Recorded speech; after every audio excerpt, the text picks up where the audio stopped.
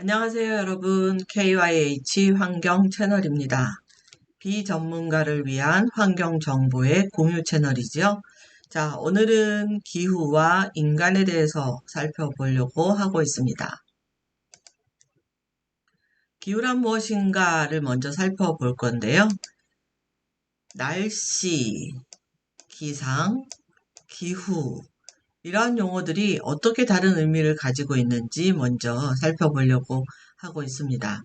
날씨라고 하는 것은 일정 시간에 나타나는 우리가 경험하는 기온, 바람, 비 등의 대기 상태를 이야기합니다. 예를 들면 아침 저녁으로 여러분들 뉴스를 볼 때 맨 마지막 끝자락에 오늘의 날씨 비가 오겠습니다. 화창하겠습니다. 강수량은 얼마가 될 것 같습니다. 라고 하는 그 날의 기상현상에 대해서 정보를 제공하고 있죠. 이러한 기상현상에 대한 정보가 조합되어 있는 것이 날씨라고 보시면 될 것 같습니다. 그렇다면 기상은 무엇인가? 자, 기상은 강수, 바람, 이렇게 대기 중에서 일어나는 각종 현상을 우리가 기상이라고 얘기합니다. 오늘은 비가 오겠습니다. 눈이 오겠습니다. 안개가 끼겠습니다. 황사가 발생할 예정입니다. 와 같이 그날, 그때, 그때에 발생하는 그 날씨의 요소들을 우리가 기상이라고 보시면 될 것 같고요. 우리나라에서도 기상 관측을 꽤 오랫동안 하고 있죠.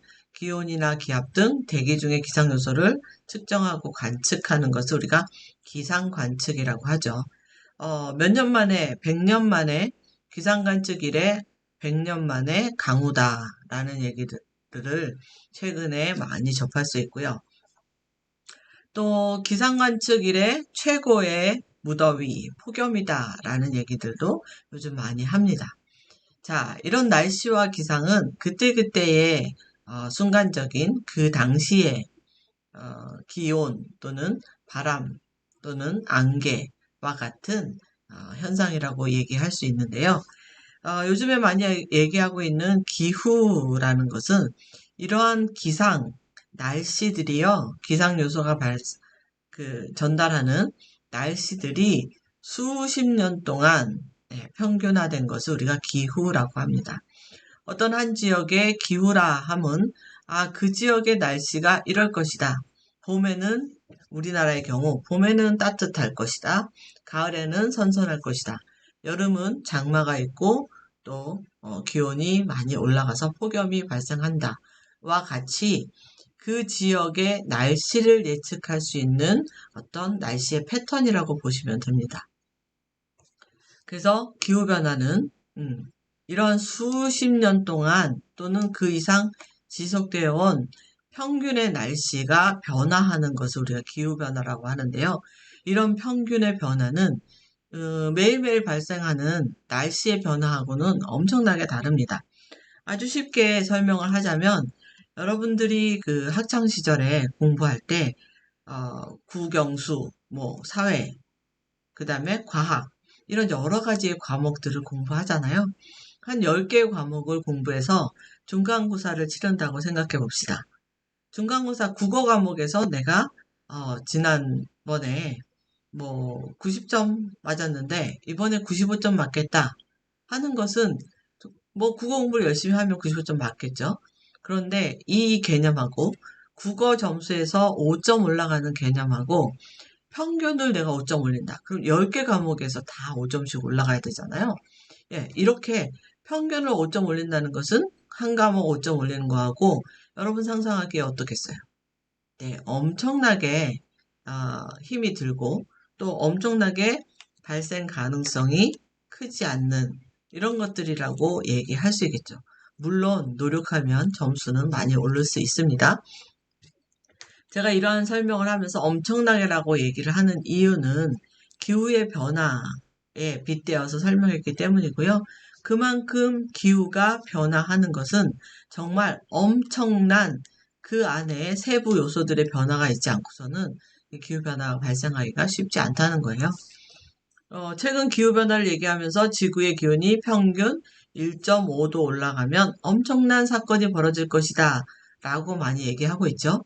그래서 기후변화를 줄이기 위해서 온실가스를 감축해야 한다. 국제적으로도 또 우리나라에서도 많은 노력을 하고 있는데요. 그러한 많은 노력이 필요한 이유가 겨우 1.5도가 아니라 평균 기온 1.5도이기 때문에 그만큼 달성하기도 어렵고 또 그만큼 그게 큰 효과를 가져올 수 있는 아주 큰 변화라는 것 때문입니다. 자, 인류는요, 제가 이 강의를 준비하기 위해서, 저는 뭐, 개인적으로는 역사, 지리, 이런 것도 굉장히 좀 잘 못하는 성격이고, 선호하지 않습니다. 근데 이 강의를 위해서 인류의 발생이 어떤가를 한번 살펴봤어요. 보니까 인류가 이런 구분이 있더라고요. 구인류가 있고요. 구인류. 그 다음에 고생 인류가 있고 현생 인류가 있습니다. 현생 인류는 여러분들 잘 아시는 호모사피엔스. 그래서 약 20만 년 전에 지구에 출현했다 되어 있고요. 고생 인류 중에는 아마 네안데르탈인을 많이 들어보셨을 겁니다. 그리고 구인류에는 오스트랄로피테쿠스 아주 대표적인 선행 인류죠. 440만 년 전에 생겨난 선행 인류입니다. 그 외에도 호모 에렉투스, 뭐 호모 하이델베르겐시스와 같은 여러 인류 원인들이 발생을 했다가 소멸됐다. 이렇게 했는데요. 이러한 인류의 발생과 소멸에는 여러 가지 요인들이 있습니다. 물론 이제 그 질병의 발생도 있었을 수 있고요. 아니면 뭐 식량의 공급이나 이런 것들이 너무 어려워서 그랬을 수도 있고요. 아니면 지구가 이 인류들이 생존하기 어려운 상태로 변화했기 때문에 있을 수도 있습니다. 우리가 수많은은 아니죠. 그 7번인가요? 6번인가의 그 지구 생성 이후에 빙하기를 거쳐오면서 그때마다 생명체가 존재했다, 또 사멸했다 하는 작용들을 반복해 왔잖아요. 자, 그 중에서도 호모 사피엔스, 현생 인류라고 하는 생각하는 사람, 호모 사피엔스는 이런 특징을 가지고 있기 때문에 기존의 고생 인류들에 비해서 훨씬 더 살아남기 쉬웠다고 합니다. 그 특징으로 보면 직립보행을 하는 오스트랄로피테쿠스 라미두스와의 생존 경쟁에서 승리했다는데 이렇게 승리한 이유는 호모 사피엔스는 머리가 좋아서요. 도구를 사용할 수 있었기 때문에 그렇다고 합니다.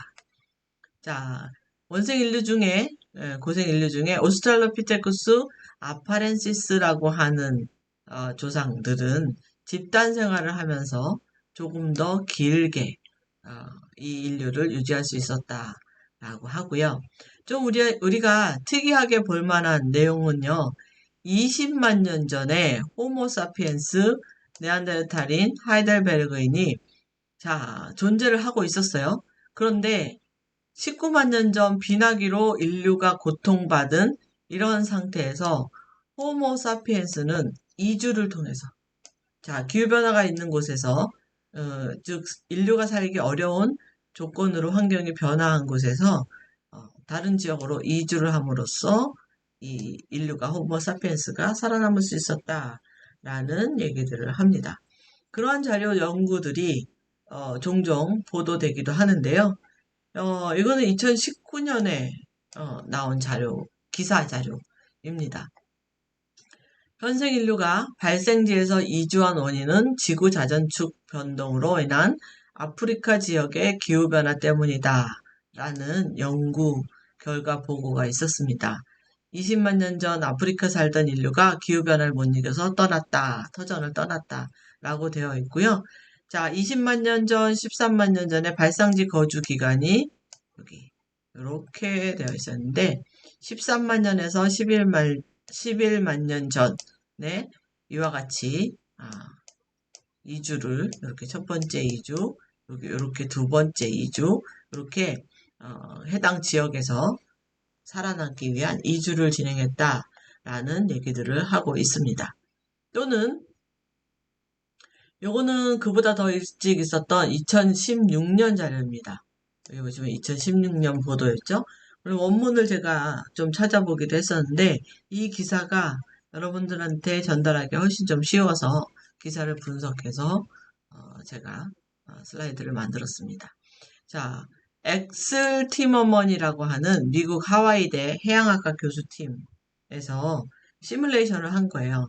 뭐냐면 습도와 강수량 데이터를 이용해서 인류가 이동한 것과 또는 이런 습도, 강수량, 기후의 변화를 상관성을 살펴보았습니다. 그랬더니 인류가 5번에 걸쳐서 뭐죠? 5번에 걸쳐서 대륙간 대이동을 했는데 그 이유가 급격한 기후변화 때문이다 라고 이야기하고 있습니다. 아프리카 내 이동, 아까 아프리카에서 13만 년 전, 11만 년 전, 요 사이에 인구의 이동이 있었다라고 얘기했잖아요. 요 아프리카에서 시나이 반도, 아라비아 반도 쪽으로 한 10만 년 전 이렇게 이동을 했었고요. 또 여기서 서유럽, 동남아 쪽으로는 8만 년 전에 이동, 남부 유럽이나 인도, 남중국 진출까지는 9만 년 전에 이동을 했습니다. 이게 첫 번째, 두 번째, 세 번째 이동이었고요. 그 다음에 다시 또 대륙을 거슬러 올라와서 네 번째 이동이 있었습니다. 이게 호주 극동아시아 진출 지역으로 이동을 한 것이고요. 이때가 6만 년 전이라고 표시되어 있습니다. 그 다음에 아메리카 대륙으로 진출을 한 게 약 1만 4천 년 전에서 아메리카 대륙으로 이렇게 총 5번 인류가 이동했다라고 합니다. 자, 우리가 여기서 느낄 수 있는 것은 자, 인류는 지금 뭐 기술이 많이 발전을 해서 어느 정도의 기상 변화에 대해서는 우리가 대응을 할 수 있는 능력이 갖춰졌죠. 하지만 이렇게 기후가 극심하게 변화하는 현상이 발생을 하면 그 기후로부터 우리가 도피를 해야 되는 이런 상황이 벌어질 수밖에 없습니다.